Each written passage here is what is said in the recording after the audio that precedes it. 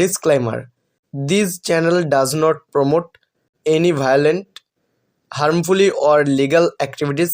All content provided by the channel is meant for an education purpose only.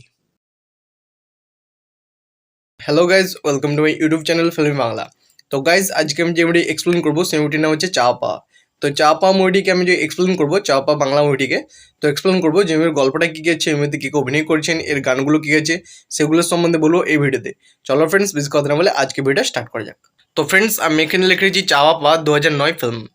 তো চাপা বাংলা, চাপা ইংরেজি the want and the receive হলো 2009 সালের একটি বাংলা রোমান্টিক থ্রিলার চলচ্চিত্র, যা স্বপন সাহা পরিচালিত। ছবিতে অভিনয় করছেন প্রসেনজিৎ, রচনা ব্যানার্জি, স্বর্ণকমল দত্ত, সান্তনা বোস, বোধিসত্ত্ব মজুমদার, অভিষেক চ্যাটার্জি, রমেন নাই চৌধুরী এবং লকেট চ্যাটার্জি। তো প্লট সম্পাদনা এই মুভির যে গল্পটা সেটা সম্বন্ধে বলবো। দেবদত্ত এবং অরুণ হলো অবিচ্ছেদ্য শৈশব সঙ্গী, যার প্রাপ্তবয়স্ক হিসাবে একটি চমৎকার বন্ধুত্ব বজায় রাখে। অরুণ যখন একজন পুলিশ হন, তখন দেব একটি রেফ্রিজারেটর কোম্পানি সিনিয়র এক্সিকিউটিভ হিসেবে যোগ দেন। একদিন দেব কবিতার প্রেমে পড়ে যায়। দেব এবং কবিতা যখন বিয়ে করার পরিকল্পনা করে, তখন কবিতা তার সবচেয়ে কাছের বন্ধুর নাম কাজল অরুণের জন্য সঙ্গী হিসেবে সুপারিশ করে। দেবদত্ত অরুণের কাছে যায় এবং পরিকল্পনা করে এবং দুজনেই একই দিনে একই সঙ্গে বিয়ে করার আশা করে।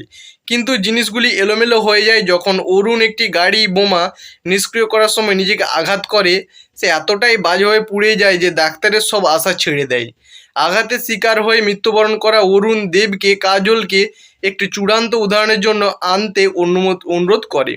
দেব কাজলকে আনতে চায়, কিন্তু তার কাকা বিনোদ দেবকে মারধর করে, কারণ তার কাজলকে দুবাইয়ের একজন টাইকুনকে বিয়ে করার বিভিন্ন পরিকল্পনা রয়েছে।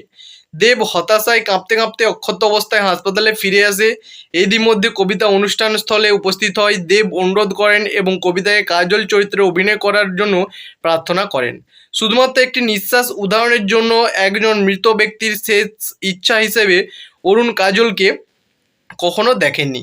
কিন্তু কাজলের চরিত্রে কবিতার দেখার পর অরুণ অলৌকিকভাবে মৃত্যুর চোয়াল থেকে জীবনে ফিরে আসে। কাজল এবং দেব তার সমবয়সীর জন্য তার ভালোবাসাকে উৎসর্গ করার কারণে কবিতা দুঃখজনকভাবে স্ট্যাম্প হয়ে যায়। দেব কাজলকে খুঁজে বের করে, কিন্তু সে বিনোদের ছুরিকাঘাতে মেরে ফেলে। সমস্ত আশা ত্যাগ করে দেব কবিতাকে অরুণকে বিয়ে করার এবং তার আসন্ন জীবনের জন্য কাজলকে থাকতে পরামর্শ দেয়।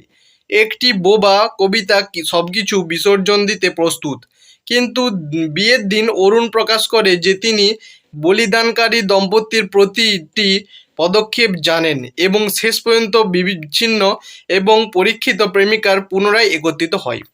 তো কাস্ট সম্পাদনা এই মুভিতে কে অভিনয় করছেন সেটার সম্বন্ধে বলবো। দেবদত্তর চরিত্রে প্রসেনজিৎ, কবিতার চরিত্রে রচনা ব্যানার্জি, কাজলের চরিত্রে লকেট চ্যাটার্জি, অরুণের চরিত্রে অভিষেক চ্যাটার্জি। সঙ্গীত সম্পাদনা এই মুভির যে গানগুলো সেগুলো সম্বন্ধে বলবো। বন্ধু আজ থেকে জুবিন গর্গ ও অভিজিতের গাওয়া এই গানটি।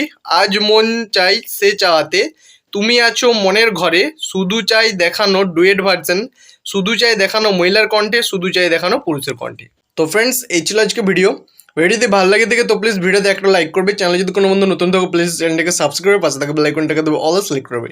যখন আমি কোনো ভিডিও আপলোড করবো সর্বপ্রথম কিন্তু নোটিফিকেশন তোমাদের কাছে পৌঁছাবে। তো লাইক কমেন্ট শেয়ার করতে কিন্তু কোনো বন্ধু ভুলবে না। চলো ফ্রেন্ডস, দেখা হচ্ছে নেক্সট ভিডিওতে।